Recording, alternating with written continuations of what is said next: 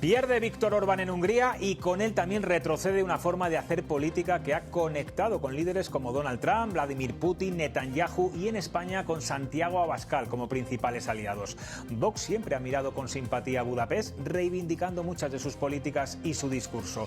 Pero más allá de nombres, lo que se refuerza hoy es Europa. Se aparta a uno de los mayores frenos a la integración comunitaria durante 16 años y se abre una oportunidad para recomponer consensos. Incluso Pedro Sánchez ha celebrado la aplastante victoria de Peter Mayer, pese a que representa al PP europeo.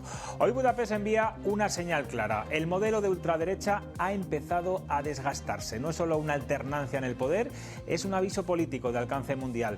La incógnita es si esto es el inicio de un cambio de ciclo o un simple paréntesis. Y aquí España tiene mucho que decir. Aquí arranca Cuestión de Prioridades.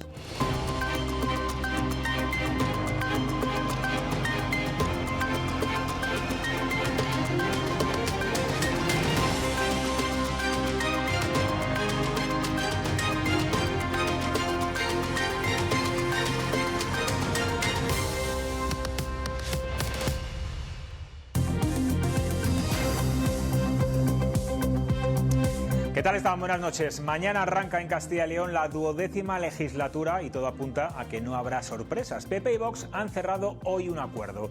Los de Mañueco recuperarán la presidencia del Parlamento Autonómico después de 7 años y a cambio Vox ocupará 2 puestos en la mesa. De esta forma el PP mantendrá el control de las Cortes. El nuevo presidente será el segoviano Francisco Vázquez, una persona muy cercana a Mañueco y con una dilatada experiencia política. Pero hay más cambios. La gran novedad es el salto de 2 mujeres del Ejecutivo al Legislativo. Con este movimiento, el PP feminiza su poder dentro del hemiciclo. Vamos a conocer un poco mejor los perfiles de los elegidos del Partido Popular para estas nuevas responsabilidades parlamentarias. Laura Zembranos, buenas noches. Francisco Vázquez es un veterano de la política en Castilla y León. Buenas noches, José Luis. Totalmente, porque Francisco Vázquez lleva muchos años en la vida política y en el Partido Popular. Ha sido senador durante 2 legislaturas, concejal en el Ayuntamiento de Segovia y presidente de la Diputación Provincial. Pero quizás su trayectoria más prolongada ha sido en las Cortes de Castilla y León. Fue procurador entre 1995 y 2004. Años después regresó a la institución autonómica y la pasada legislatura ha estado en la mesa de las Cortes como vicepresidente primero, por lo que conoce de cerca el trabajo de la Cámara. Mañana tiene asegurada su elección como presidente. Eso sí, desconocemos quiénes serán los vicepresidentes de Vox y del PSOE que les acompañarán, pero sí se ha anunciado quién presentará el PP como secretaria de la Mesa de las Cortes.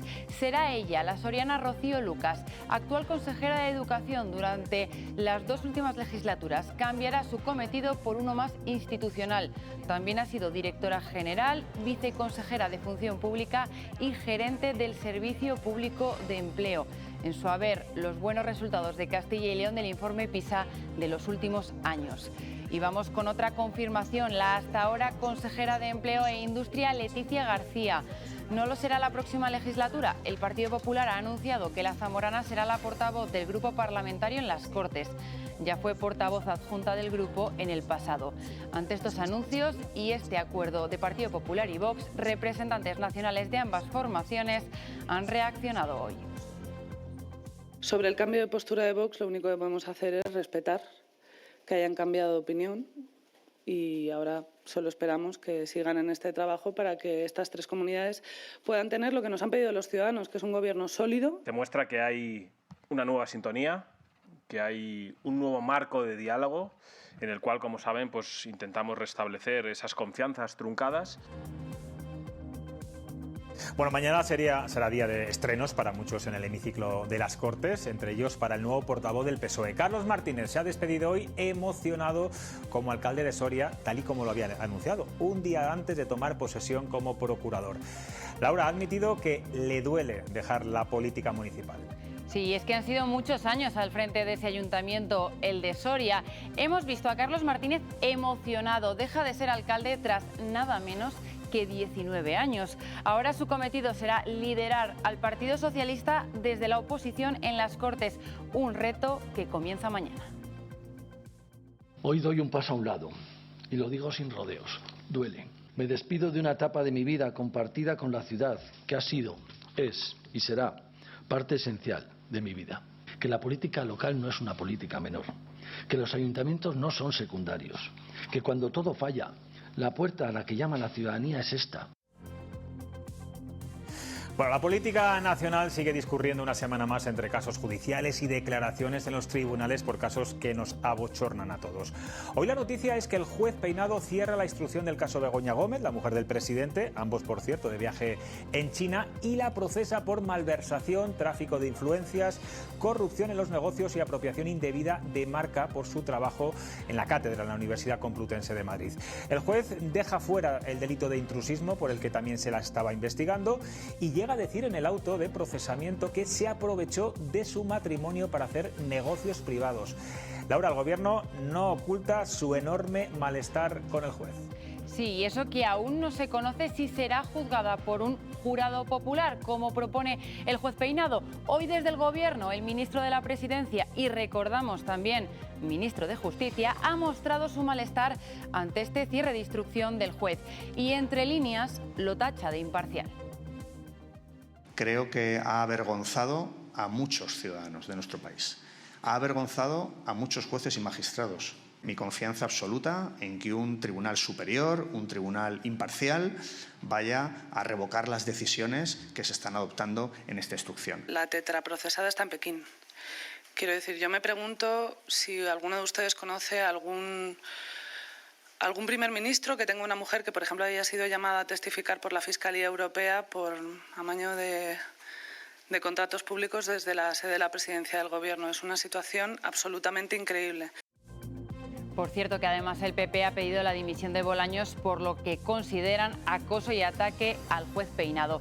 Pero del caso Begoña nos vamos al caso Ábalos o caso Mascarillas. Segunda semana de juicio y hoy ha sido el turno de otra expareja, la de Koldo, Patricia Úriz. Solo ha respondido a las preguntas de su abogada y ocultando su rostro. Por un lado, reconoce haber recogido dinero en efectivo de Ferraz, pero defiende su legalidad porque dice que eran gastos adelantados por Koldo. Además, se escuda en que no reconoce como propios muchos de los mensajes relacionados con las famosas chistorras o lechugas. Yo no reconozco esos WhatsApp. Me parece a mí que o puede faltar algo o hay antes algo a lo que implique esa contestación mía antes o después. Los señores de la UCO han dicho que estaban en mi móvil. Si no hubiera pensado que no los he podido escribir yo porque no encajan con mi manera de escribir ni de expresarme. El Partido Socialista siempre, en esa época en la que estábamos hablando, julio 2018, julio 2021, siempre le reembolsaba a ustedes los pagos en efectivo. Sí, siempre reembolsaba en efectivo. Y el tipo de billetes no lo sé porque yo no veía, o sea, yo había veces que recogía los sobres porque Celia me llamaba y me decía, ya tengo preparados los sobres del señor Ábalos y de Koldo. Y un caso de corrupción más. Vamos también con la segunda semana del juicio del caso Kitchen. Hoy ha sido el turno de testigos policiales, en concreto del principal investigador de la trama. Confirma que a Mariano Rajoy le apodaban como el Barbas o el Asturiano. Villarejo es muy duro con su interlocutor, habla de las acciones previstas que va a adoptar si no se cumplen sus exigencias, habla de, en la misma línea de buscar problemas a terceras personas, digamos que estarían implicadas, y entonces a Rajoy se referían habitualmente como el Barbas, es decir, y en un momento dado Javier Iglesias dice, pero ¿qué puede tener que comprometa al Barbas si no sale de casa y solo, o al Asturiano, que se refiere, si solo lee el Marca, ¿no? Es decir, no da muchos datos más. Bueno, lo del Barbas se entiende, lo del Asturiano. Es gallego, pero bueno, enseguida hablamos de todos estos asuntos. Antes voy a presentar a los contertulios que me acompañan esta noche en el Plato de Madrid. Carmen Oncinas, buenas noches. Buenas noches. Graciano Palomo, ¿qué tal? ¿Cómo estás? Hola, José, muy bien. Muchas gracias. Paloma Cervilla, ¿qué tal todo? Hola, ¿qué tal, José Luis? Paloma, ¿ves un cambio? Vamos a empezar por Castilla y León. Mañana empieza la 12ª legislatura, importante legislatura. Yo no sé si ves un cambio. Las relaciones de PP y Vox, según hemos escuchado antes ahí algunos de sus portavoces, dice Garrigas que el acuerdo en Castilla y León es un preámbulo de lo que va a ocurrir en Extremadura, en Aragón y también de cara al futuro gobierno de nuestra comunidad. Bueno, yo lo que veo que Vox ya no es lo que era, ¿no? Vox tiene muchísima menos fuerza, tiene muchas menos expectativas para gobernar en las comunidades autónomas, y ese Vox soberbio y fanfarrón, ¿no?, que presumía de que iba a condicionar el futuro de muchas comunidades autónomas, pues ya no lo es. Vox ya no tiene... Guardiola se lo está haciendo pasar todavía mal, ¿eh? 4 meses llevan de bloqueo allí. 4 meses de bloqueo, pero a ver qué es lo que pasa cuando sepamos las condiciones del pacto. Yo creo que el pacto de Extremadura es el que está más maduro. Creo que va a salir próximamente Extremadura y Aragón antes de las elecciones en Andalucía. Pero es verdad que el Vox fanfarrón, el Vox soberbio, el Vox que decía que iba a condicionar todos los gobiernos autonómicos de una manera con prepotencia, pues ya no es el Vox que hemos encontrado en el caso de Castilla y León.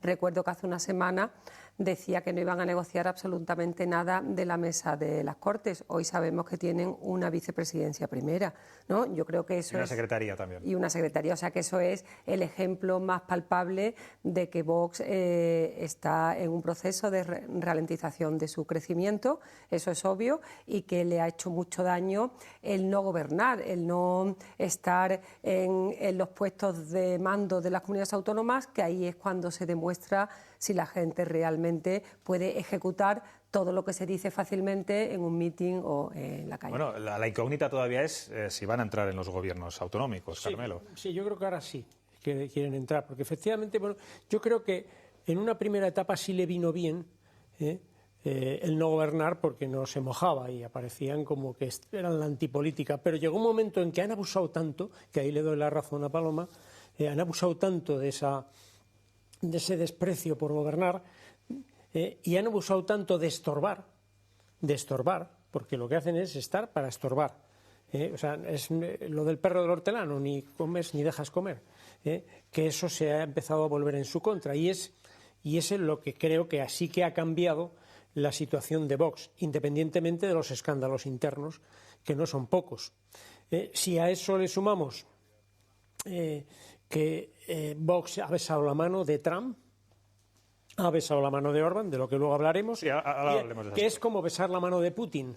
Y todo eso teniendo en cuenta que la gente corriente está viendo cómo estos personajes que han abrazado, a los que ha abrazado tanto Abascal, son nefastos para no solo para la política internacional, sino para la vida diaria, porque ahora tenemos un problema enorme que nos han creado estos señores, ¿no?, a los que tanto abraza Abascal. Todo eso yo creo que se ha empezado a volver de forma ya realmente perceptible en contra la clave es ver qué medidas impone a los gobiernos autonómicos y qué medidas está dispuesto a ceder el Partido Popular. Carmelo, como periodista de la tierra, ¿qué te parece los cambios? A Graciano le llamas Carmelo, y a mí el otro día me llamó Graciano. Pero si es que siempre me pasa. Si es que... Los guapos somos así. No, es que os parecéis tanto. Los guapos nos confundimos. En lo físico, en lo ideológico, sois calcaos. No sé por qué, no os vuelvo a traer nunca más a los dos. Graciano Palomo, ¿qué te parecen los cambios que ha hecho hoy el Partido Popular, Alfonso Fernández Mañueco, con la déjame que termine. Perdón.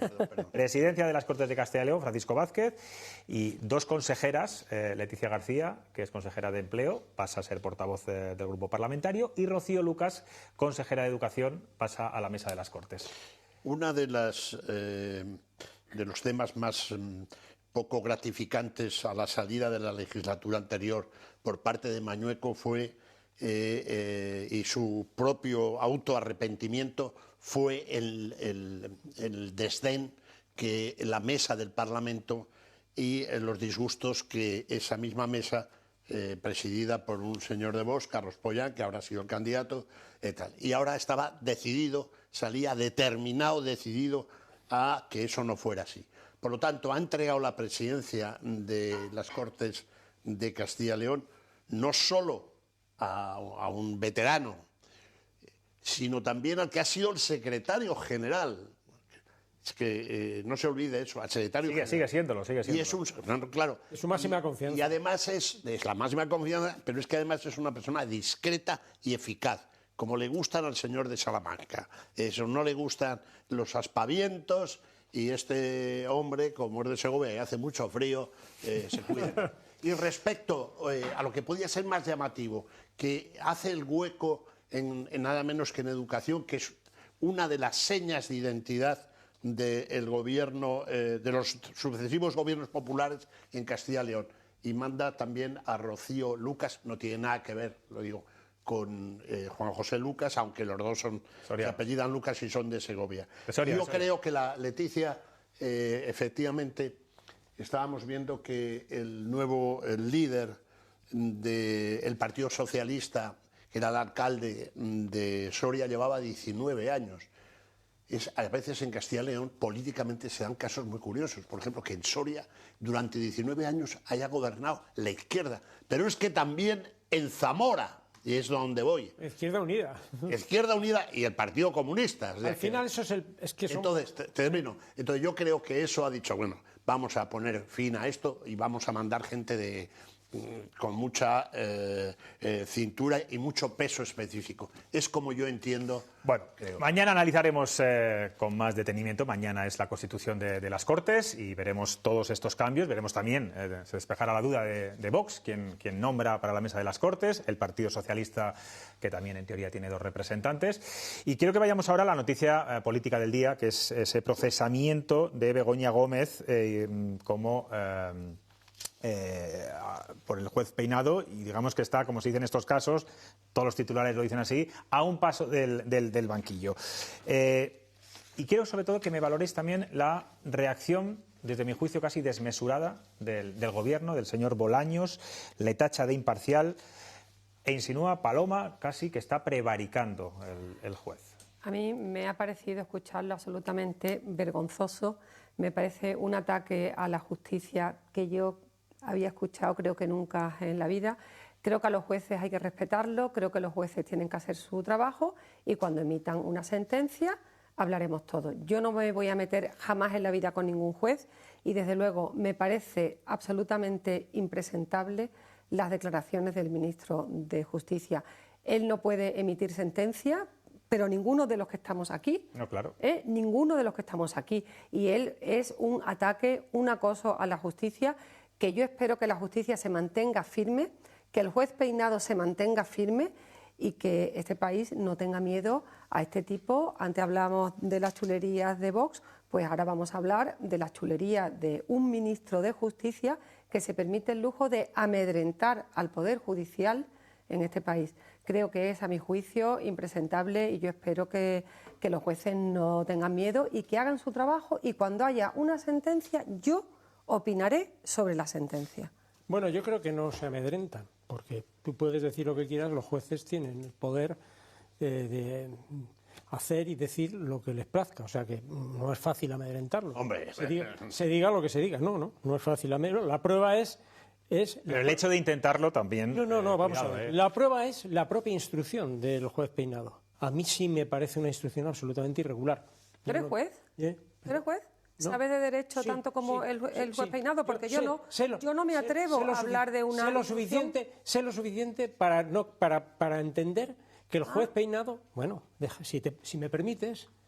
luego ya te interromperé a ti, no te preocupes. No, vamos a intentar hacerlo con orden. Es que a ella no la gusta. Carmela Encina, juez. Es que a ella no la gusta. La instrucción del juez. No. Paloma Cervilla, juez. No, porque ella cree que los jueces no se pueden equivocar. Yo he dicho que ella cree, yo no. Ella cree, sí. Yo no he dicho ella cree nada. que los jueces tienen que tener yo no he dicho un poder nada. omnímodo y no lo tienen que tener. Sí, tú lo acabas de decir. Bueno, ahora lo voy a... No se puede uno meter con los jueces, porque los jueces lo hacen todo bien. No.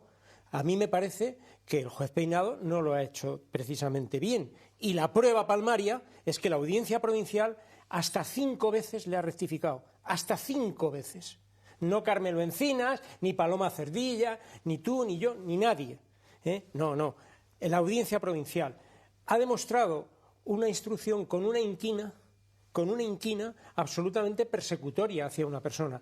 Y yo creo que ha hecho, en algunos momentos, ha llegado al ridículo, por ejemplo, de intentar procesar al propio ministro de Justicia. Pero Carmelo, la Audiencia Provincial escúchame. le ha echado... Carmelo Encinas, como periodista y contertulio de Cuestión de Prioridades, me parece fenomenal que digas lo que estás diciendo. pero que eso lo diga, porque casi lo ha dicho con tus palabras, el ministro de Justicia, que además está diciendo que ya vendrá una instancia superior que la va a salvar, ya está sentenciando él antes de tiempo. Es que en la propia judicatura hay muchísimos jueces, que te dicen sotto voce, evidentemente el corporativismo existe, pero sotto voce te dicen la instrucción del juez Peinado es una instrucción completamente anómala, heterodoxa. A mí me parece que hay una cosa que decía Napoleón que a mí no se me olvida nunca. Decía que los jueces son los que, los instructores son los que tienen el mayor poder del mundo. Bien, y es verdad, tienen un poder absolutamente omnímodo. Y tienen la obligación también de amparar a quien están investigando.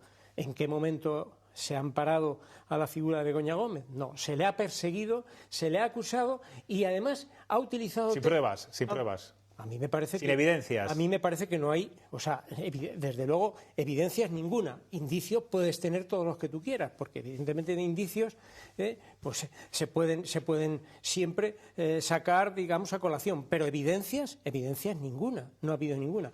Y bueno, otros jueces la juzgarán y serán los que digan lo que ha pasado aquí. Pero ya no es el resultado de ese juicio lo más importante. Lo que estamos hablando es de la instrucción de un juez que no puede ser parcial, y lo ha sido. Un juez instructor no puede ser parcial y ha demostrado absoluta inquina. Ha llegado a ir a la Moncloa, a montar un circo en Moncloa para preguntar al presidente si era el marido de Begoña Gómez. Bueno, nada ilegal. ¿Se puede hacer más el ridículo? Paloma, Yo quiero desmentir un bulo que se ha vertido ahora mismo en el plató. Yo no he dicho nada, absolutamente. Yo simplemente he dicho que yo voy a esperar una sentencia de un juez y cuando haya una sentencia de un juez voy a opinar.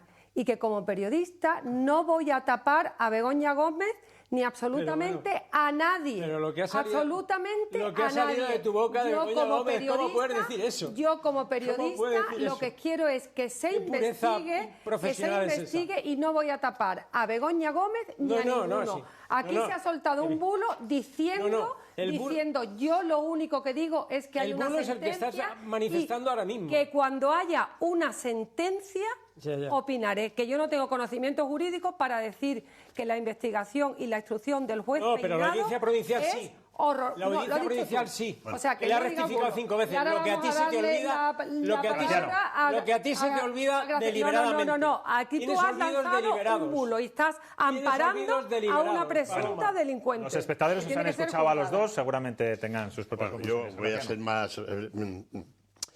La gran ventaja es que ya está señalado. Es decir, se acabó la instrucción y se ha señalado el juicio. 4 delitos. Es verdad que instancias superiores, a lo largo de 2 años llevamos esto. 2 años, le han corregido, pero lo sustancial, lo mollar, es que está procesada. Eso es lo fundamental. Ha dicho en algunas ocasiones la señora, lo ha dicho en sede parlamentaria la señora Gómez, la mujer del presidente Sánchez, dice, estoy en esta situación por ser la mujer del presidente. Hombre, claro, es que si no, no te hubieran dado una cátedra ni hubiera conseguido que Google te soltara 100.000 euros. Es incierto, lleva desde el 2013 trabajando en la universidad, cuando no estaba Sánchez en el gobierno. Desde el 2013 en la Universidad Complutense, lo cual ha olvidado el juez Peinado. Oye, vamos a ver, el propio rector de la universidad más extensa de Europa, que es la Complutense, que debe tener 200 y pico mil alumnos, fue a la Moncloa. Eso son hechos probados. Es la residencia donde vive ella. Y está procesada también su asesora, además. Sí, con el trabajaba en la Moncloa. Bueno, vamos a ver lo que a mí me parece que lo que ha hecho hoy el ministro es dar las gracias por ser ministro. Sencillamente. Oye, muchas gracias por hacerme ministro, y ha salido, digamos, en tromba. Y le veo excesivamente seguro de que instancias superiores van a absolver a la señora Gómez. Bueno, yo sinceramente no lo veo, y que el juez Peinado ha sido perseguido desde el Poder Ejecutivo. ¿Qué ha sido perseguido? ¿Pero cómo? ¿Que han perseguido con qué? Oye, ¿Con una moto? Te voy a dar un dato. ¿Con una moto? Oiga, un auto del juez instructor. No he visto en mi vida una instrucción con más venga, inquina tráigame hacia el pasaporte. Se lo ha pasado por el Arco Se ha de ido a Triunfo. China a pasearse por la Gran Muralla de China, Hazlo tú. riéndose de todos los españoles. Vete tú, hazlo tú. Riéndose de mira, todos los españoles. Mira, te voy a decir una cosa ha sido una auténtica que vergüenza. demuestra hasta qué Yo no quiero que la enchinonen. ¿Hasta qué punto ha demostrado inquina? Que la juzgue. Cada viaje oficial que ha hecho Sánchez con su mujer, a Brasil, a la India, a Estados Unidos, siempre el señor Peinado ha soltado alguna bomba de las suyas contra ella. Siempre. Mira, es que es tan obvio que, bueno, se puede uno hacer el tonto si se quiere. Aquí, por lo que se ve, es una práctica normal el hacerse el tonto ante esas evidencias. Pero la instrucción, de verdad, una instrucción no se puede hacer así. Una instrucción, Graciano, créeme, tiene que ser, la actitud del instructor tiene que ser completamente imparcial. Y este señor ha llegado a demostrar, ¿verdad? Bueno, hoy hablaba en el auto, hablaba de Fernando VII, pero bueno, ¿quién es usted para hacer política de esto diciendo que si Sánchez y Fernando VII, pero usted que se fuma? Lo hacen todos los días los jueces. Por favor. Todos los días. Quiero pasar a otro tema. O sea, es increíble. Aquí lo más importante y lo que es absolutamente increíble que esta señora, sin ser licenciada, tenga una cátedra en el que el rector de la Complutense va al Palacio de la Moncloa y dice que hay que darle una cátedra, que esta señora hace cartas de recomendación contra a favor de Juan Carlos Barra. No. Que ya no eres juez, dice que no es juez, ya está juzgando. Hechos que se han producido, hechos que se han producido y que esta señora ha hecho cartas de recomendación a un empresario al cual le han dado dinero público como otras 30 cartas más que hicieron, entre ellas el Ayuntamiento de Madrid. Pero eso es lo que hay que juzgar. ¿Pero por qué te opones a que se juzgue? ¿Por qué no quieres que se juzguen las cosas? ¿Por qué no quiere que se juzguen las cosas? Que los periodistas estamos para que haya claridad sobre la no ver nada más que tu verdad. Bueno, en cualquier caso, el juez Peinado ya no tiene capacidad de maniobra. Ya otra instancia superior va a ser la que le juzgue y veremos a ver si por jurado popular o no, o hasta dónde llega esta situación. Bueno, quiero que hablemos del caso Ábalos, caso Mascarillas, que se sigue investigando en el Tribunal Supremo. De nuevo hoy, por cierto, otro testimonio, la expareja de Ábalos, de Koldo, perdón, que confirma que recogió sobres con dinero en efectivo en la sede de Ferraz para reembolsar gastos de Ábalos y de su asesor. Son varios ya, Graciano, los voy a decir personajes que han pasado por los tribunales diciendo lo de los sueldos, lo de los sobres, lo de las bolsas con dinero que entraban, que recogían. De momento, la financiación ilegal no está demostrada, ni mucho menos. Hay secreto sumario en la Audiencia Nacional. Pero yo no sé si cada declaración más nos acerca a ese hito que puede ser una financiación ilegal del partido. Clave, porque el resto, es decir, de los personajes Ábalos, Koldo and Company, ya sabemos que son unos cuatreros. Voy a decir todo dicho, yo creo que ya está todo dicho. Casi obsceno, o sea, eso es irrelevante. Lo relevante de este caso, sobre todo ahora que viene lo de Villafuel, es si hubo financiación ilegal o no. Porque la mayor parte, los tres partidos que han sostenido durante 7 años, casi ya 8, al señor Sánchez, han dicho que si se probara eso, se probara la financiación ilegal, entonces las cosas cambiarían, es decir, le dejarían caer al presidente. Por lo tanto, eso es lo que es significativo. Hombre, que la señora Pano vaya con 90.000 euros en tacos, con tal cual, yo creo que eso no es normal, sencillamente no es normal. Es decir, vamos a ver si por una vez sabemos qué había en el sobre de Ábalos. Vamos a ver si por una vez sabíamos lo de las famosas maletas. Pero hay un tufillo, un tufo de que realmente el Partido Socialista, que es el partido en el gobierno, utilizó... porque ¿de dónde venían los 90.000 euros? Esos son los primeros, porque ahora hay más. Y vamos a ver, como digo, el tinglado. Eso es lo que es lo mollar. Si realmente estamos ante un hecho de financiación ilegal, como se hizo el 1 de junio del 2018 en el Parlamento, con una sentencia Gürtel, por cierto, que los 5 líneas que había, un párrafo que metió José Ricardo de Prada, luego fueron retirados por el Pleno de la Audiencia, del Pleno de la Sala de lo Penal de la Audiencia Nacional y por el Pleno de la Sala de lo Penal del Tribunal Supremo. Eso fue el eje vertebrador y tal. Y luego ya el último corolario es ver al señor Ábalos, que es la misma persona, lo crean ustedes o no, que subió a justificar la moción de censura por la corrupción. Es acongojante. Carmelo, ¿tú también te da cierto tufillo como a Graciano? Bueno, yo no estoy investigando esto, ni muchísimo menos. Yo no tengo los datos más que los que van saliendo. Por lo que sabemos, por lo que escuchamos, no tenemos más, claro. Lo que sabemos es que, evidentemente, allí había alguien que cobraba dinero cash, que parece ser, según parece, lo justificaban con gastos. Yo, como digo, no he investigado nada, pero sí lo ha investigado la UCO. La UCO sí lo ha investigado. No sé, yo ahora mismo creo que los que más han penetrado en ese mundo son los investigadores de la unidad de la policía, de la Guardia Civil. Y ellos no han advertido ningún atisbo de lo que se llama financiación ilegal del partido. Financiación ilegal del partido no es que vaya ahí alguien, ponga dinero y otro se lo lleve. Que hay que recordar que el señor Ábalos tenía despacho en Ferraz. Y evidentemente sabemos los manejos que están saliendo del señor Ábalos, esto es indiscutible. Y que el señor Koldo era su escudero. Todo eso lo sabemos. Sí, pero es muy extraño que el señor Ábalos mande a esta mujer, a la exmujer de Koldo, a Ferraz, a buscar y a recoger esos dineros porque él no podía acudir. Tú supongo que te fiarás de la investigación de la Guardia Civil. Yo me fío siempre de la justicia. Bien. No, yo me fío de las investigaciones, pero es que la justicia aquí todavía no se ha pronunciado.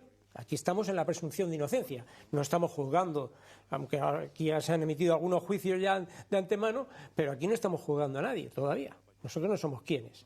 Pero yo sí que creo que la investigación más avanzada, más intensa, ha sido la de la UCO. Y la UCO lo que dice es que se pudo usar esa sede para manejos de dinero. Pero la financiación ilegal de un partido es que el dinero ilegal, el dinero de asuntos de comisiones ilegales, penetra en el sistema financiero del partido. Y eso es lo que dice la UCO taxativamente, que no ha ocurrido. ¿En cuál de los informes? En todos los informes. Todos no. No, bueno, ¿en cuál? ¿En qué informe dice lo contrario? Hay muchos informes. Vamos a ver, ¿en qué? Vamos a ver, Graciano, dime exactamente en qué informe de la UCO sobre Ferraz dice que hay financiación ilegal. Dímelo. No, espera. Es que no ha habido ninguno. Bueno, vamos a ver. Dice todo lo contrario, que no lo hay. Dice todo lo contrario. Bueno, vamos a ver. En lo que se refiere en el tema que ha sacado del juicio que se está celebrando, ese sí, pero es que hay otro juicio que espera, que eso sí que es... Vamos a ver. Estoy refiriendo al de Cerdán. No, sí, muy bien, todo lo que tú quieras. Cerdán, yo no sé todavía, no sabemos más que lo que está investigando la Guardia Civil, que es la única que hasta ahora ha penetrado en este asunto de verdad. Ha penetrado lo que ha penetrado todavía. No, vamos a ver. Bueno, entiendo, Carmelo, también que estos testimonios de estos días pueden dar una vuelta de tuerca a muchas cosas. Quiero decir, estos testimonios son testimonios delante de un juez. Vamos a ver, estos testimonios delante de un juez ya los sabíamos. Ya sabíamos todo esto, porque esto se lo han dicho a la Guardia Civil, que lo ha investigado. Sí.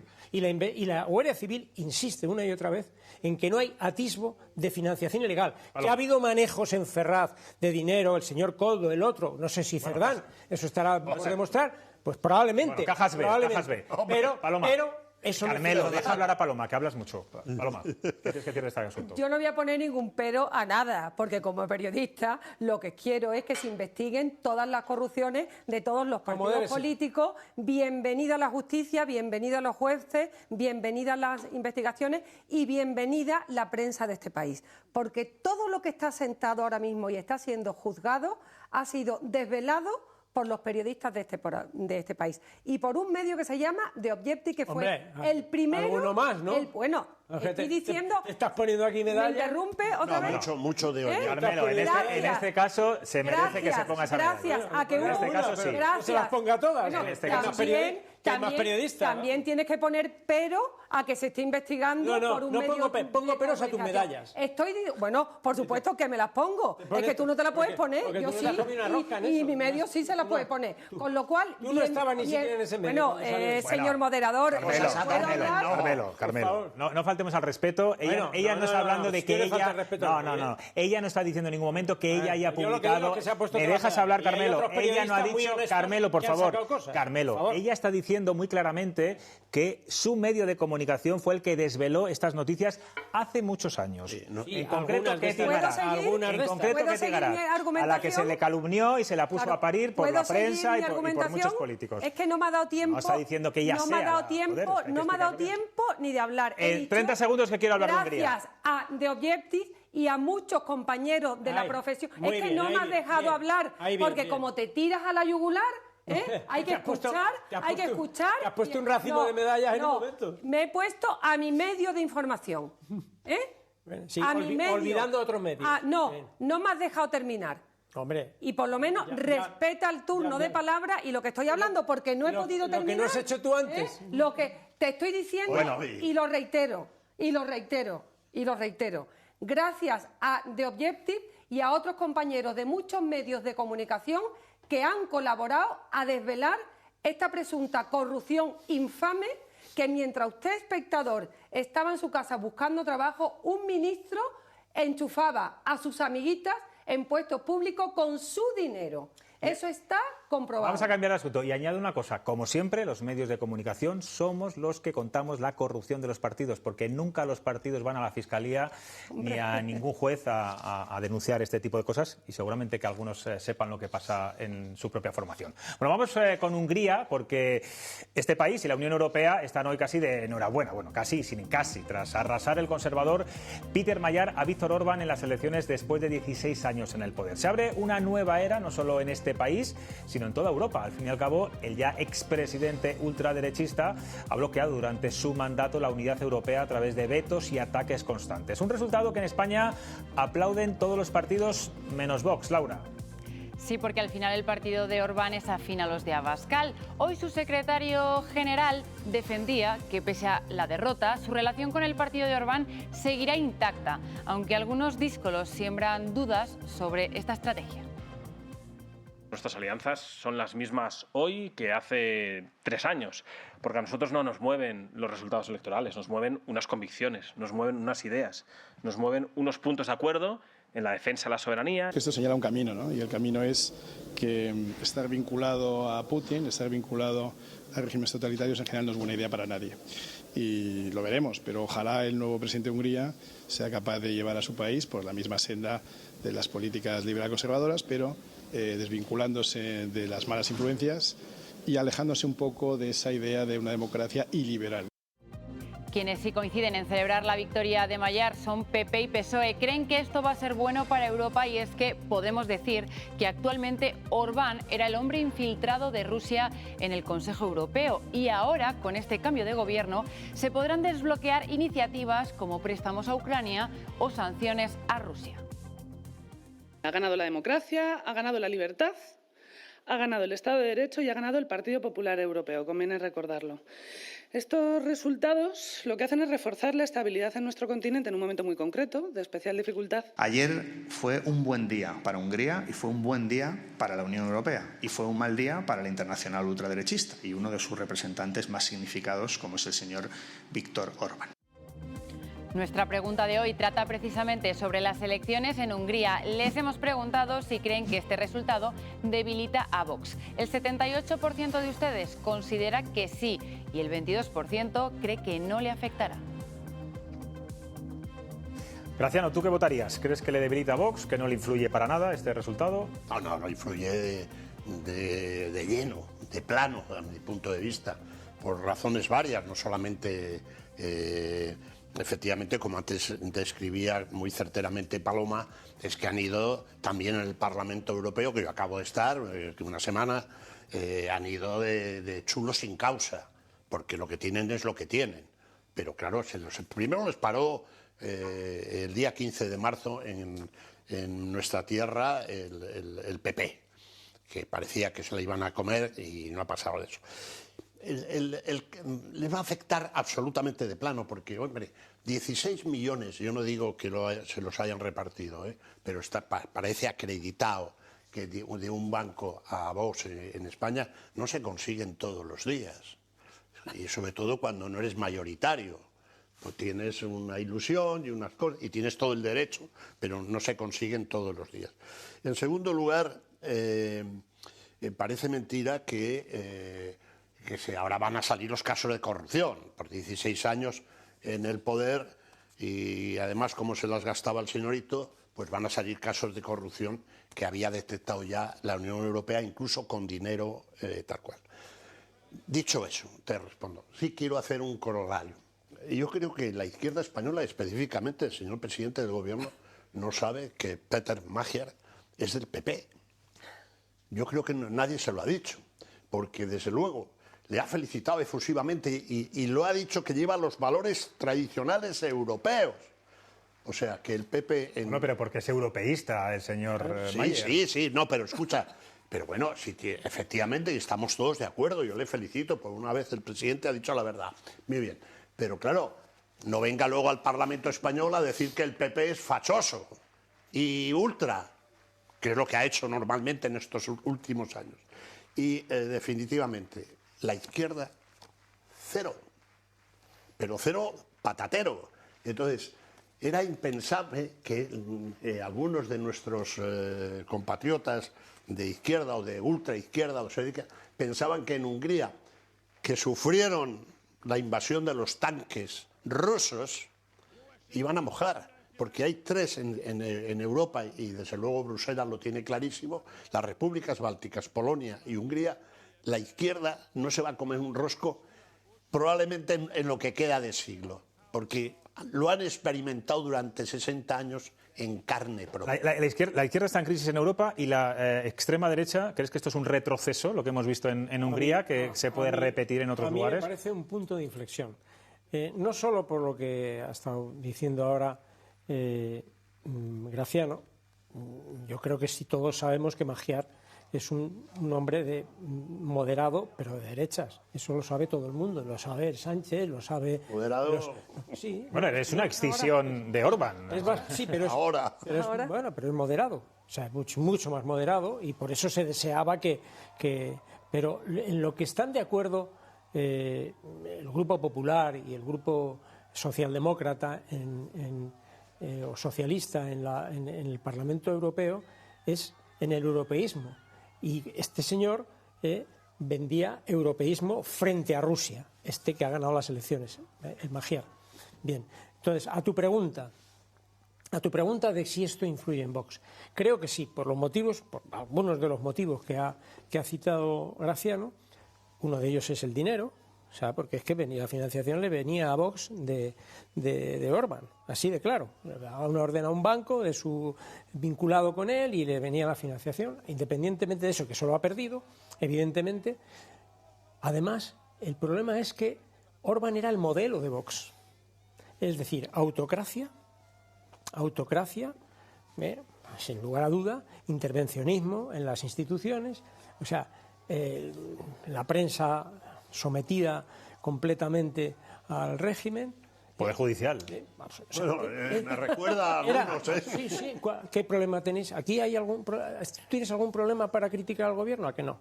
Bueno, pues aquí tú no tienes ningún problema. Bueno. ¿No? ¿Cuál es? No, bueno, ¿qué? ¿Qué problema tiene? Bueno, porque ¿Qué problema tiene? ¿Te pisan la cabeza? Me echó del medio que controla por ser crítico con él. Bueno, evidentemente habrá medios que están habrá medios más afines y otros... Por ejemplo, ¿quieres saberlo? Yo no estoy en Televisión Española ni en Radio Nacional. Pero estás pero estás en otras tampoco. Bueno, no vayamos a problemas personales. No, tal, pues si me ha preguntado si yo tenía algún problema. Vamos a ver, es que Orbán no es que controlara medios públicos. Yo te entiendo. Es que controlaba a todos. Absolutamente todo. Es que controlaba a todos, que es un matiz que aquí parece que no hemos entendido. Bueno, pues yo lo explico. Entonces, ese es el modelo de Vox. El modelo de Vox era, además, bueno, pues todo el tema de la inmigración, en plan salvaje, el modelo antieuropeo y el modelo de ser la zorra dentro del gallinero europeo. Es decir, la destrucción de Europa, que eso es lo que quieren Putin, que era el amigo de Orbán, y Trump, por otra parte. Bueno. Esos dos. Y ese modelo ha fracasado hasta el extremo de que dos tercios de la población han votado en contra de Orbán. Bueno, y estaba Ursula von der Leyen. Eso es un golpe feliz. para Vox. Mira que es una mujer bastante hierática, ¿no? En sus gestos. Yo creo, y hoy se le notaba contentísima. Totalmente. Hombre, yo creo que lo que ha pasado en Hungría es una esperanza para este país, es una esperanza para España, es una esperanza que cuando los ciudadanos se levantan ante la corrupción, ante el intervencionismo del Estado. En la justicia, como hemos visto a Félix Bolaño, en España tenemos esperanza que los españoles alguna vez digamos basta ya a la corrupción del señor Sánchez y basta ya a los populismos que hay en este país. Y que venga una izquierda que no sea populista, una izquierda que no sea corrupta y una izquierda que no venga a intervenir el Estado, los poderes del Estado, a los medios de comunicación, a los que nos insultan, a los que nos llaman pseudomedios, a los que nos dicen que lo que escribimos son bulos. Lo que ha pasado en Hungría es una esperanza para este país, porque en Hungría han votado el 77,80% de los húngaros. Una participación que no se conocía desde el año 2000, sabe Dios cuándo, del 2002 creo, que no lo veía bien. O sea que lo que ha pasado en Hungría es una esperanza para Europa y para España. Bueno, vamos a hablar ahora, no sé si de mucha esperanza o no, pero vamos a hablar de los autónomos. Enseguida va a estar con nosotros Lorenzo Amor, el presidente nacional de ATA, para hablar de esa subida de las cuotas a la seguridad social de los autónomos, que son muchos en nuestra comunidad y en nuestro país. Enseguida hablamos con el presidente nacional.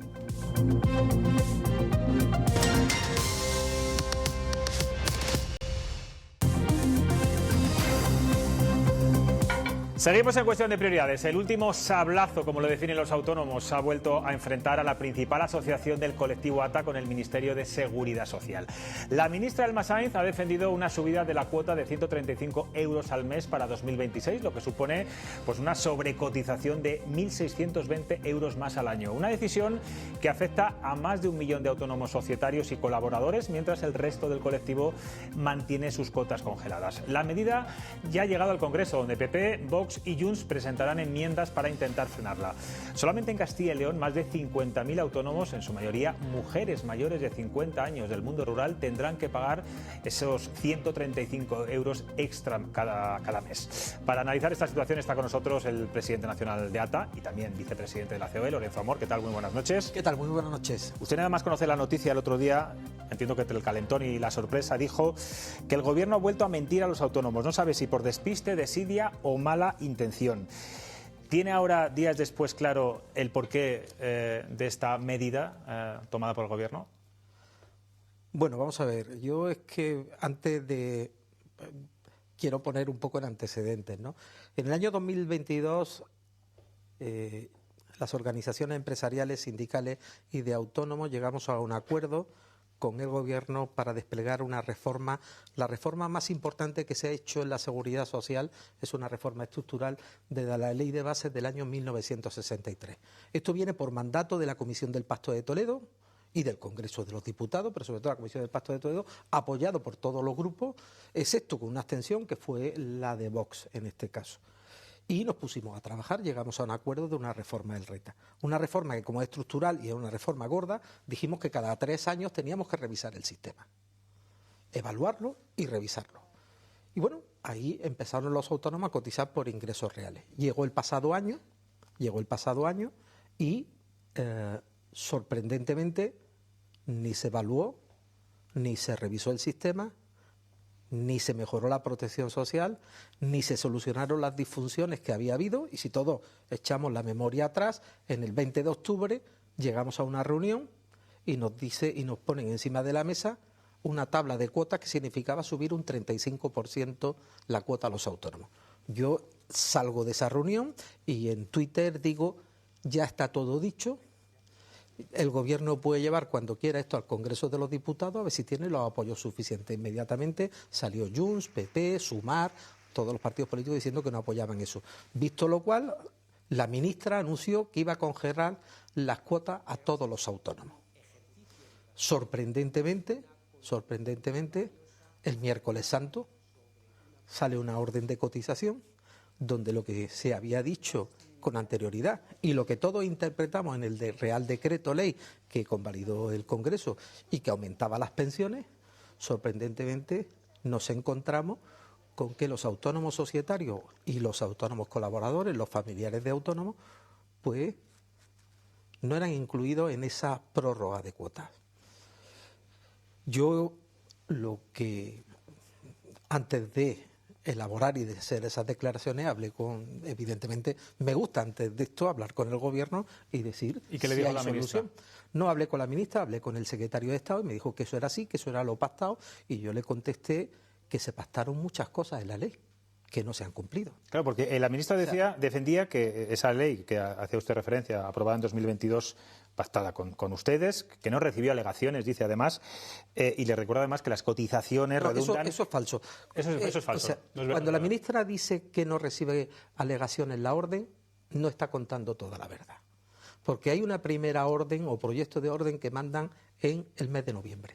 Y en ese primer modelo de orden nosotros hacemos una enmienda a la totalidad, una alegación absoluta, porque mandan un proyecto de orden con las tablas vacías y decimos que se está rompiendo el principio de transparencia y el principio de consulta cuando se nos manda un proyecto de orden donde no podemos opinar sobre nada. En cualquier caso, para no entrar en temas muy técnicos que la gente se pueda perder, ¿ustedes consideran que el Gobierno ha incumplido ese acuerdo de 2022 pactado con agentes económicos, sociales, con ustedes mismos? Nosotros consideramos, uno, que ha incumplido lo que dijo de prorrogar las cuotas a todos los autónomos. Dos, es cierto que lo que quiere aplicar o tal como está aplicando la ministra está en la ley, es cierto, pero también está en esa disposición transitoria séptima que en el año 2024 tenía que subirse la base de cotización de 1.000 euros a lo que se fijaran en presupuestos generales. No se hizo porque no hubo presupuesto. También se tenía que fijar en el 2025. No se hizo porque no hubo presupuesto. Tenía que haberse mejorado la protección social. No se ha hecho. Se tenía que hacer la evaluación y la revisión. No se ha hecho. Todo eso está en la ley. La ministra lo que no puede decir para lo que le interesa, que eso estaba pactado, y otras cosas que están en la ley y que estaban pactadas no las han cumplido. Vamos con casos concretos. Porque si se hubiera hecho la revisión del sistema, nosotros no hubiéramos permitido que los familiares de autónomos tuvieran que cotizar por encima de lo que cotiza el autónomo principal. Y voy a por ejemplo, voy a poner un ejemplo. Esto nos toca muy de lleno en Castilla y León, una tierra eminentemente agraria. Afecta sobre todo, lo decía yo al principio, a las mujeres que trabajan en el campo, a las mujeres rurales. 7 de cada 10 afectados son mujeres mayores de 50 años y del mundo rural. Primero quiero preguntarle por qué son las más afectadas y si se puede dar la circunstancia de que una mujer tenga que cotizar más que su marido, que es el que, a título principal, tiene la actividad agraria, ¿no? Bueno, en primer lugar, lo que yo tengo que decir no solamente afecta a la agricultura, afecta al comercio, a la hostelería, claro, donde se concentran principalmente estos autónomos colaboradores. En primer lugar, yo tengo que decir que nadie va a ver en su cuota de cotización a lo largo de este año ese incremento de 135 euros, porque el Gobierno ha permitido que se siga pagando ese dinero, la cuota de 1.000 euros, pero advierte, y lo ha dicho la propia ministra, lo dijo el viernes en Navarra, en Pamplona, que en 2028 van a tener que pagar de golpe los 1.620 euros. O sea, ahora usted puede seguir pagando... O sea, por efectos retroactivos de 2 años anteriores. No, cuando venga la regularización. Como la regularización tarda aproximadamente 1 año y medio, pues cuando llegue a final de 2027, principio de 2028, le van a cobrar esos 1.620 euros. ¿Qué es un autónomo colaborador, un autónomo familiar? Tradicionalmente, en un comercio, un bar, pues hay un autónomo principal. Mayoritariamente son varones, porque tradicionalmente y en el entorno rural son personas mayores. Nos vamos a otro entorno y en otros sectores hay mujeres. Si nos vamos, por ejemplo, en el ámbito de las mariscadoras en Galicia, etcétera, etcétera, pues hay mujeres, ¿no? Pero mariscadoras. ¿Vale? Pero en este caso, mayoritariamente en la hostelería y el comercio y el sector agrícola son autónomos varones. El autónomo colaborador es aquel que vive en el hogar con el autónomo principal y está de forma habitual, aunque también puede ser esporádica, no tiene por qué estar las 8 o 10 horas que está el autónomo principal. Habitualmente estos autónomos no hacen declaración de renta, la hacen conjunta, pero no declaran ingresos. Claro, el problema es que de media, el 60% de los autónomos principales, y autónomos en general, declaran unos ingresos de 1.000 euros y cotizan por una cuota de 300 euros, aproximadamente, de media. Estos autónomos colaboradores, mayoritariamente mujeres mayores de 50 años, van a tener que cotizar por una cuota de 448 euros. ¿Qué es en porcentaje? Un 40 y... 148 euros más de cotización que lo que cotiza el autónomo principal. Ustedes ya han hablado con los grupos parlamentarios, lo decía el otro día también en un tuit. Sí. Yo no sé, primero, bueno, pues qué sensaciones tiene, si se va a paralizar la medida, sobre todo, qué esperanzas tienen con un Parlamento tan fragmentado como el actual. Bueno, hoy Junts, en boca de su portavoz, Miriam Noguera, ya ha señalado al Gobierno que sus 7 votos están a disposición de los autónomos y no del Gobierno. El Partido Popular también se ha expresado, Vox también, e incluso hay partidos del Gobierno. Yo he hablado con la vicepresidenta y ministra de Trabajo, no le gusta esta medida. Evidentemente, pues yo lo que espero que el Gobierno tiene tiempo, pero que rectifique, porque además, pienso una cosa, de aquí a que llegue la regularización, entre media hay unas elecciones. Se quiera o no se quiera, hay unas elecciones. O sea, está muy bien que tú hagas esto, que digas que ahora, como dijo en Pamplona el viernes, a nadie se le ha subido la cuota. No, mire usted no le ha subido la cuota hoy, pero se la va a cobrar mañana. Y cuando se la vaya a cobrar usted, pues posiblemente en España pueda haber otro tipo de mayorías. Vamos a hablar de otro asunto que también les preocupa mucho. Es una noticia que hemos conocido hoy. Yo espero que el Gobierno rectifique. Lo que sí le puedo decir es que me consta que la mayoría parlamentaria... Pero que no sea solamente porque hay unas elecciones en Andalucía, sino la mayoría parlamentaria que ahora mismo en el Congreso va... Hay 1 año y medio por delante. Anda, queda. Que pasen cosas. Señor López Amor, hoy hemos conocido que uno de cada... era un diputado. Lorenzo Amor. López Amor era, sí, de Televisión Española, además. Sí. Bueno, Lorenzo Amor. Hoy me confundo mucho con los nombres. Don Fernando López Amor. Acabo malamente también. Bueno, también no, él está aquí. O sea, no, digo de todos los directores de televisión. Bueno, hemos conocido hoy que 1 de cada 3 autónomos ha caído su facturación desde la guerra en Irán, que el 65% subirá los precios de sus productos para responder al conflicto y a los mayores costes que tiene, y que solo el 5% ve suficiente las medidas de ese famoso decreto del Gobierno para hacer frente a la guerra. Tal y como está la situación, con el estrecho de Hormuz en estos momentos bloqueado por Donald Trump, ¿qué medidas serían las que ustedes consideran que tendría que implementar el Gobierno? Hay una cosa que me gustaría resaltar del barómetro, es decir, los autónomos notan la falta de confianza, notan los incrementos de costes. El 90% de los autónomos confirma esa inestabilidad política, la ven, y económica, geopolítica, perdón, y el 84% señala que se le incrementan los costes. ¿Las considera insuficientes? Sí, el 5% de los autónomos, solo el 5% la considera insuficiente. Fíjate que no son suficientes, que mañana mismo en Consejo de Ministros se aprueba para más de 200.000 transportistas un nuevo paquete de medidas.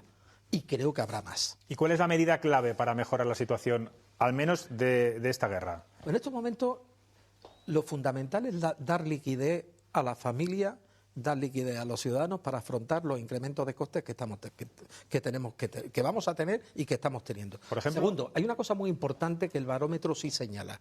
A pesar de que hay una afección en los negocios de los autónomos, no hay todavía afección al empleo. Ni se prevé en los próximos meses afección al empleo. Yo quiero destacar esto porque esto es muy importante. Tampoco podemos generar alarma. Tengo aquí un dato que no sé si es verdad, que el 30% de los autónomos cerró el año pasado con pérdidas. Sí. El año pasado. El año pasado. Efectivamente.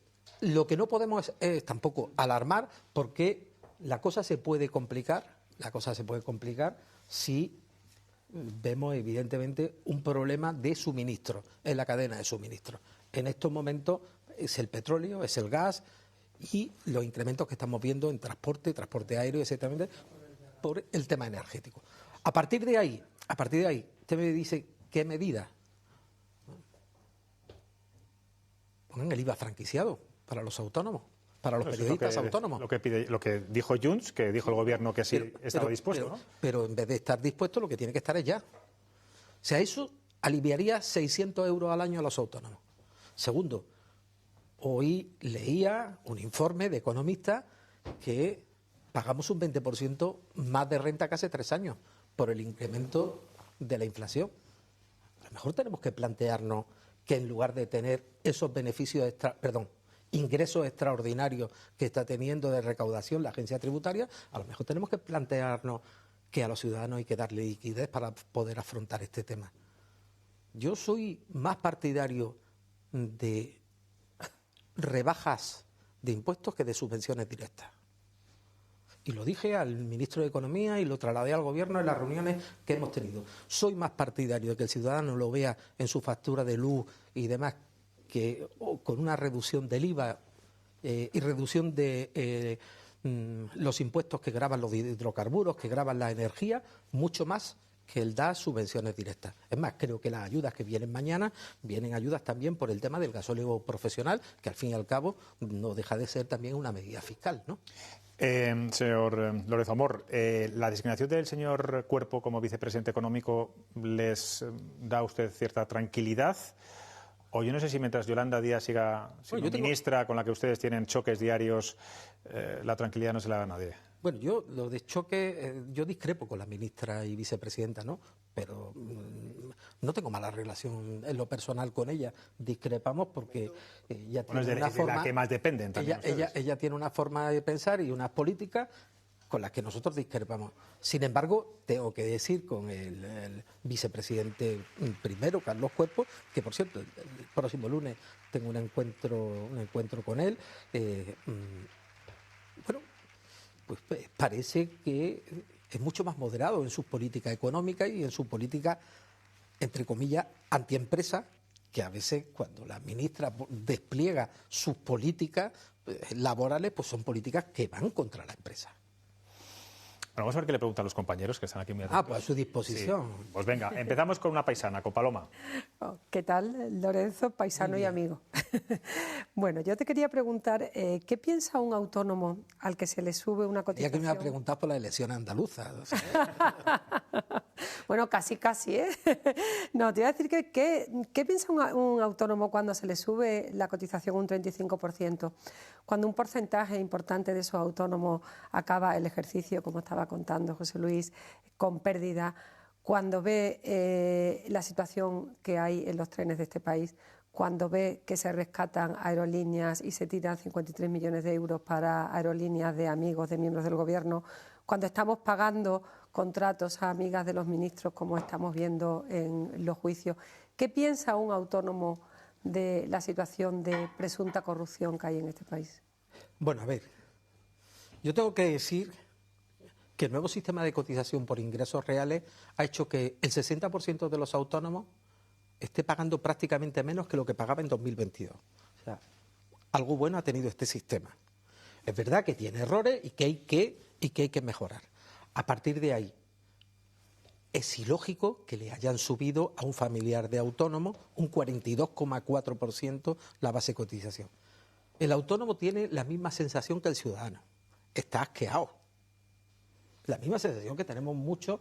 Está asqueado de la corrupción, está asqueado de lo que vemos, está asqueado, evidentemente, de que vemos que pagamos, y los servicios que recibimos, pues cada día son peores. Y tengo que decirlo, o sea, yo, francamente, me encantaría más viajar en tren, porque tengo que moverme un día a un sitio y otro día a otro, pero es que le tengo terror. Y digo, le tengo terror porque cada vez que viajo en tren tengo que suspender la cita.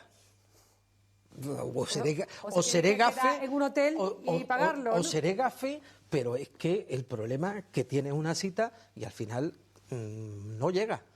Y hoy por hoy pues te estás empezando a acostumbrar a tener que viajar la noche anterior para poder estar y poder cumplir una agenda que al final, pues vosotros sabéis cuál es la agenda de cada uno, ¿no? Y cómo tienes que hacerlo. Pero la sensación del autónomo no es diferente a la sensación de hartazgo que tiene la mayoría de los ciudadanos. Y además, yo soy de los que defiendo que los impuestos hay que pagarlos y que ahora tenemos que tener unos impuestos equilibrados. unos impuestos equilibrados. Lo que no puede ser es que tú ves los servicios que hay en un sitio y en otro, y resulta que en un sitio de media pagan un 45% y en otros pagan un 52% y tienen peores servicios. Digo, y eso lo estamos viendo, ¿no? Equilibrio territorial. Sí, yo voy a abrir también muy rápidamente el foco del problema, porque al final los pensionistas autónomos son igual que los que han estado en régimen general, igual. Por cuenta ajena, ¿no? Por corto y por derecho. Las pensiones están en riesgo. Graciano, cuando tú y yo nos conocíamos, tú sabes que trabajaba conmigo un señor que se llamaba José Barea. Sí, un genio. Y don José, una de las cosas que me decía, Lorenzo, el sistema de pensiones está diseñado para que los pensionistas cobren 8 años. Hoy la esperanza de vida está haciendo que los pensionistas cobren de media entre 22 y 24 años. Nuestro sistema de pensiones tiene que reformarse y hay que ser claro. Y eso no se arregla, le guste a quien le guste, no se arregla vía exclusivamente los ingresos. España sigue siendo el país donde se paga la pensión más alta de toda la Unión Europea, teniendo en cuenta la última nómina. La media, la llamada tasa de reposición, la media en Europa no llega al 60%. Aquí nos devuelven en la pensión el 80% de la nómina.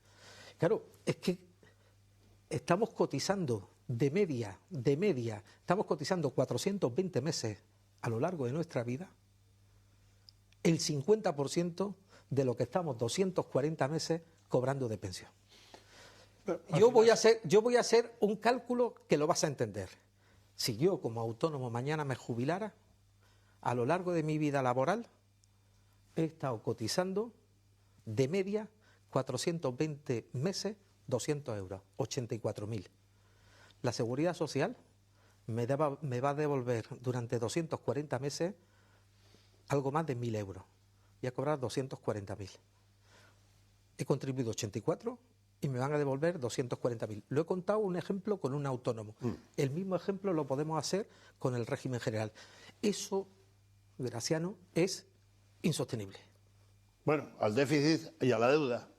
Habrá que pagarlas con impuestos, habrá que pagarlas de otra forma, pero las cuentas son las cuentas. Y eso que yo acabo de hacer referencia es lo que se refería el profesor Barea cuando decía que tenemos un sistema diseñado para cobrar 8 años de pensión, pero no 20 o 22 años de pensión.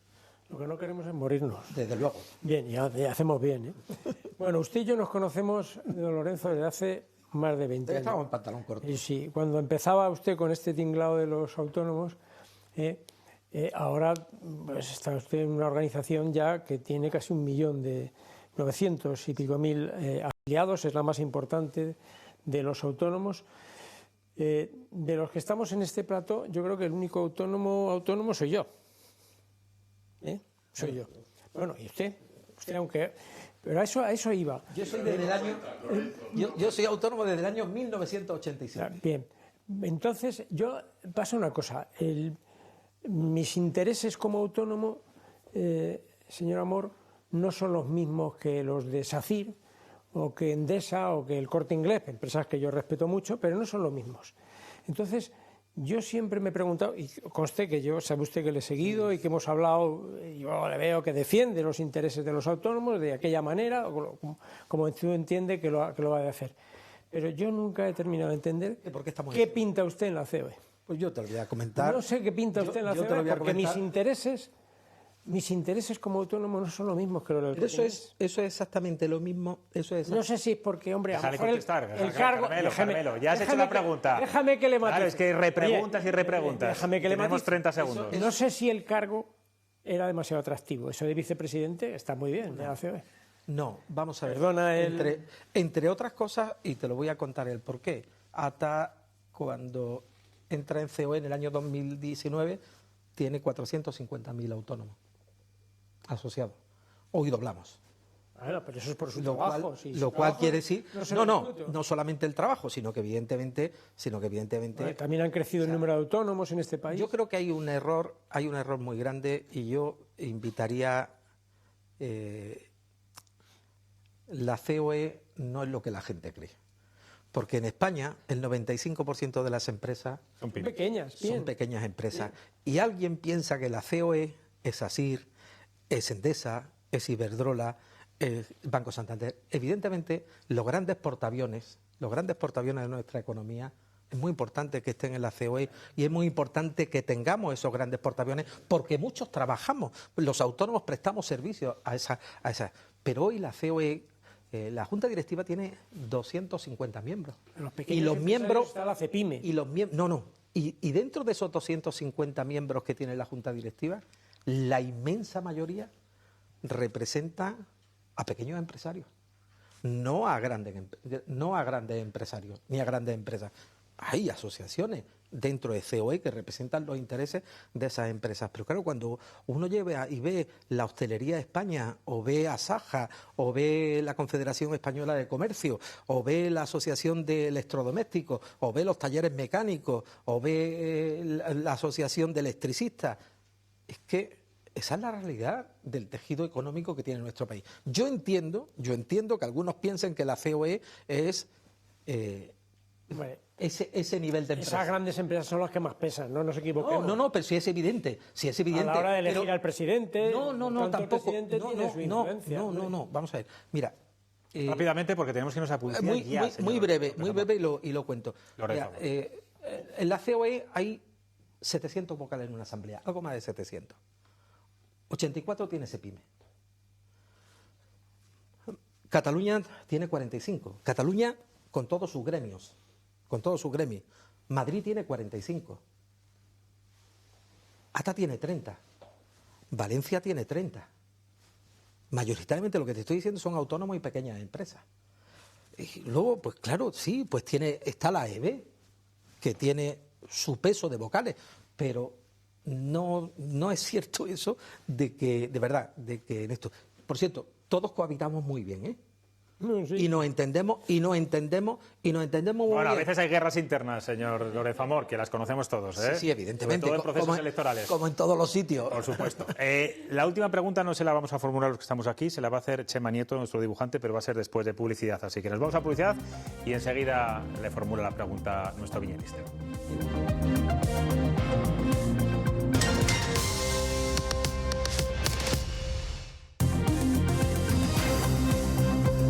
Bueno, como decíamos, hoy nuestro dibujante Chema Nieto, que conoce bien las necesidades de los autónomos, porque él también lo es, nos ha dibujado cómo se siente el sector en su día a día. Vean.